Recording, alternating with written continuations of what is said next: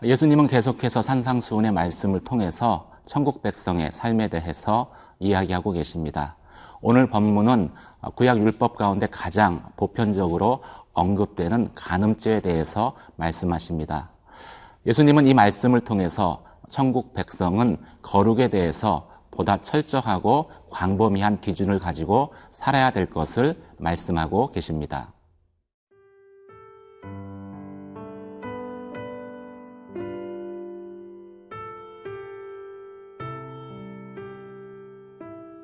마태복음 5장 27절에서 37절 말씀입니다.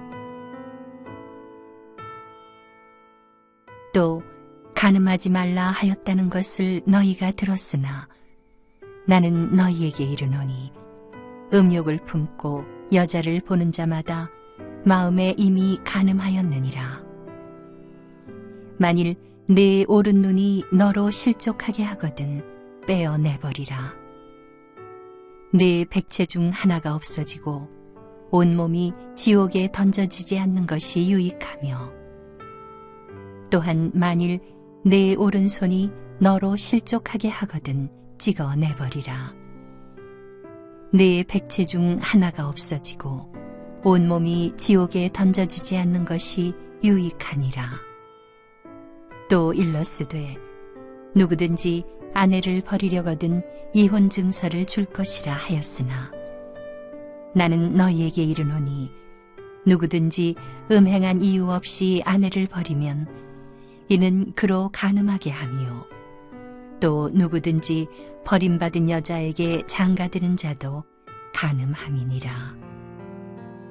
또 옛사람에게 말한 바 헛맹세를 하지 말고 내 맹세한 것을 주께 지키라 하였다는 것을 너희가 들었으나 나는 너희에게 이르노니 도무지 맹세하지 말지니 하늘로도 하지 말라.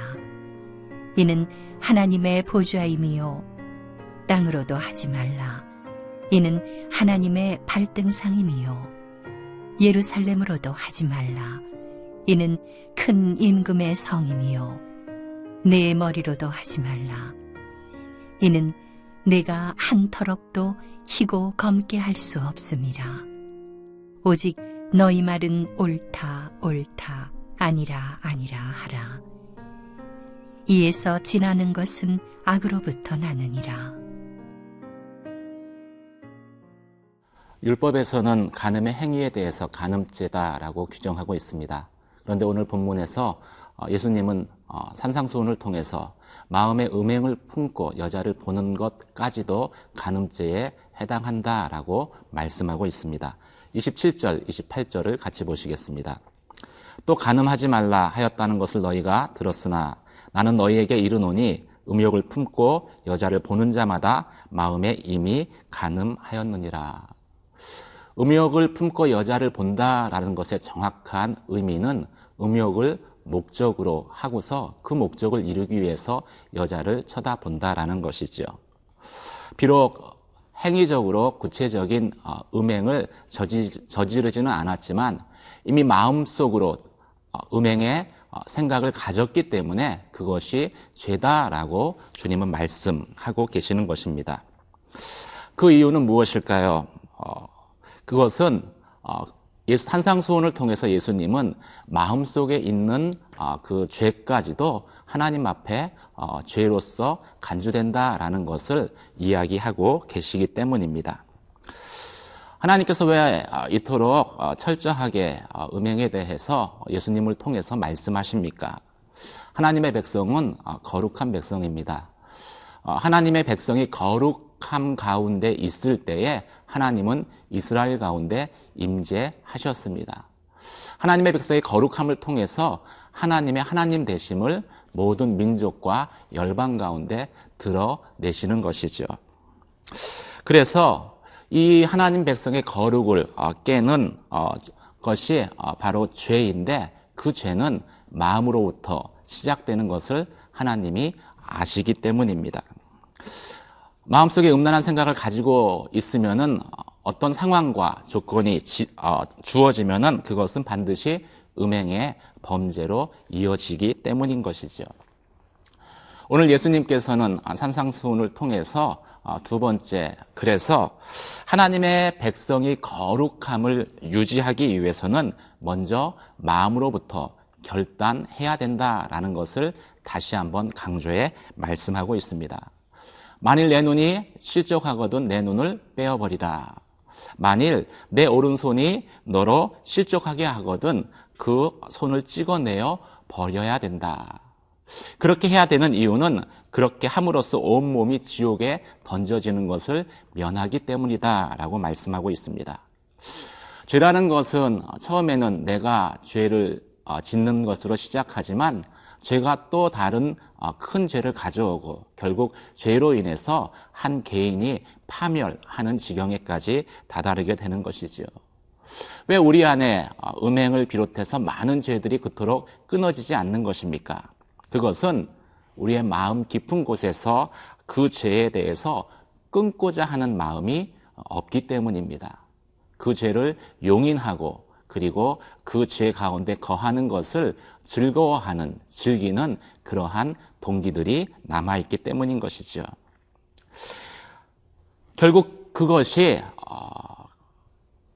가정을 깨트리고 그리고 사랑하는 아내와 그리고 자녀들의 마음을 깨트리고 온 가족을 파멸로 이끌게 된다라는 것을 주님은 말씀하고 계십니다.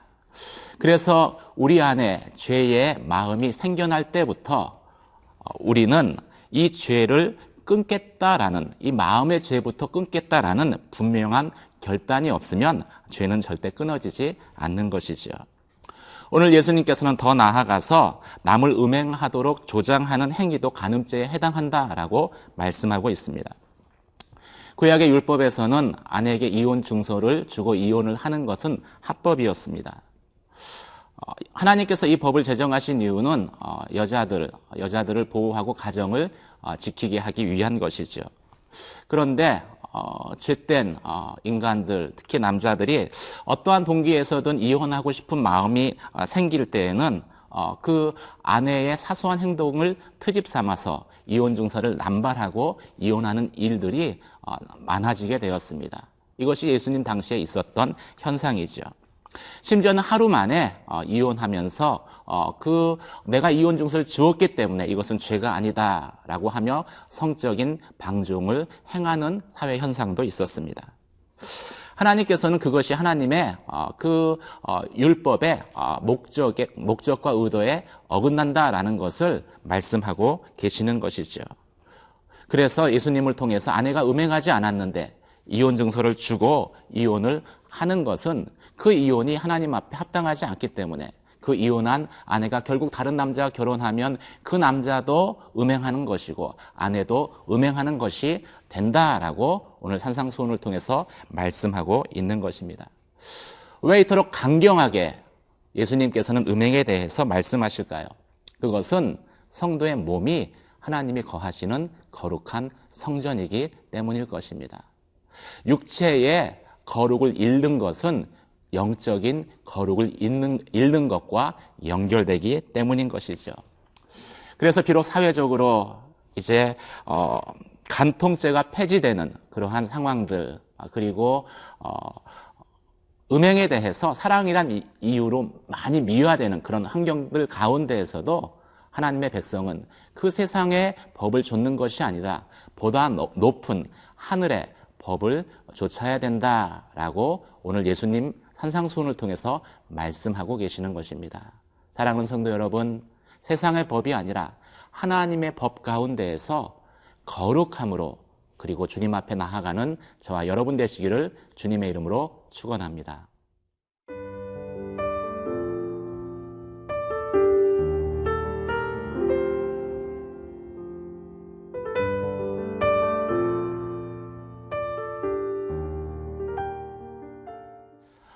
이어서 예수님께서는 맹세에 대해서 말씀하십니다. 구약 율법에서는 맹세는 반드시 지켜야 되는 것이었습니다. 특별히 하나님께 한 맹세는 지키지 않으면 엄청난 처벌을 감내해야 됐죠. 그런데 오늘 예수님께서는 정반대로 들리는 것처럼 말씀하십니다. 맹세하지 말라라고 말씀하고 계시는 것이죠. 33절과 34절 말씀을 같이 보시겠습니다.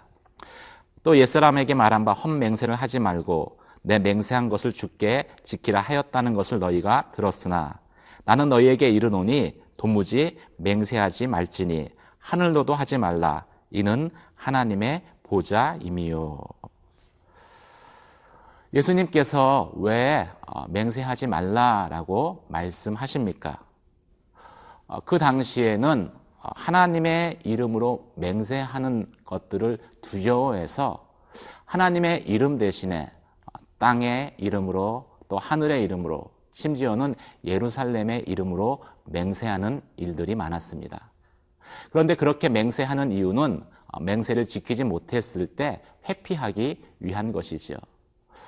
맹세를 지키지 못하고서 나는 하나님의 이름으로 맹세하지 않았으니까 이것은 죄가 아니다. 그렇게 말하는 일들이 많았던 것이죠.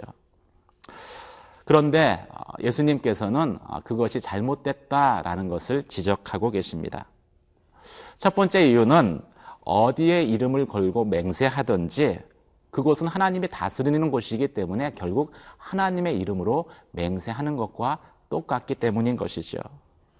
성도가 한 맹세는 아무리 하나님의 이름을 걸지 않고 맹세한다 하더라도 그 맹세한 것을 지키지 못하면 결국 하나님의 이름을 욕먹게 하는 것이기 때문입니다. 그러니 하늘, 땅, 그리고 예루살렘의 이름으로 맹세하는 그것이 결국은 눈 가리고 앙호하는 것과 똑같은데 그런 맹세는 하지 않는 게 좋다라고 예수님이 말씀하고 계십니다. 두 번째, 맹세하지 말라라고 예수님이 말씀하신 이유는 우리가 내가 맹세한 것을 철저하게 지킬 수 있는 그러한 존재가 아니기 때문입니다. 내 머리로도 하지 말라. 내가 한터럭도 희거나 검게 할 수 없기 때문이다. 인간은 사랑해야 될 존재지 의지할 수 있는 존재는 아니다라고 합니다. 그만큼 책임질 수 있는 존재가 아니다라는 것이죠. 우리의 신체 가운데 어쩌면 가장 하찮게 보여지는 것이 머리카락입니다. 그런데 그 머리카락조차도 우리는 희게 하거나 검게 할 수 없는 그러한 제한적인 존재에 불과한 것이죠. 이것은 어쩌면 예수님께서 인간의 능력을 무시하는 것처럼 보일 수도 있지만 오히려 우리를 사랑하셔서 보호하기 위한 것입니다. 베드로가 예수님께 한 맹세를 여러분들은 기억하십니까? 예수님이 십자가에 못 박혀 죽으시기 전에 예수님께서 그것을 말씀하셨을 때 베드로는 이렇게 맹세했습니다. 다른 어떤 사람이 예수를 부인한다 할지라도 저는 주님을 배반하지 않을 것입니다. 그런데 며칠이 지나지 않아서 베드로는 주님을 3번이나 부인하게 되죠. 그리고 부인한 그 사실로 인하여서 죄책감 가운데 큰 시험에 들어 주님을 떠났던 것을 성경은 말씀하고 있습니다. 목사로서 신앙 상담을 하다 보면은 이 하나님께 한 맹세 때문에 고민하는 성도들을 뵐 때가 있습니다. 하나님과 어떤 약속을 했는데 그것을 지키지 않아서 그 마음 가운데 두려움으로 오히려 하나님 앞에 나아가지 못하는 성도들의 고민을 상담할 때가 있습니다. 하나님은 그런 맹세를 원치 않으신다는 것이죠. 그 맹세 때문에, 지키지 못할 맹세 때문에 시험에 들어서 하나님으로부터 멀어지는 것은 하나님이 원하는 것이 아니다. 그럴 바에야 맹세하지 않는 것이 더 낫다라고 오늘 주님은 저희 가운데 말씀하고 있는 것입니다. 사랑하는 성도 여러분, 하나님은 이토록 우리를 사랑하시는 분이십니다. 오늘 말씀을 통하여서 여러분 가운데 하나님께 잘못되어진 맹세로 인해서 또 힘들어하고 죄책감으로 고통했던 것들이 있다면은 그 모든 것들을 털어버리시고 언제든지 여러분을 품어주시는 하나님 앞에 나아가는 저와 여러분 되시기를 주님의 이름으로 축원합니다. 기도하시겠습니다.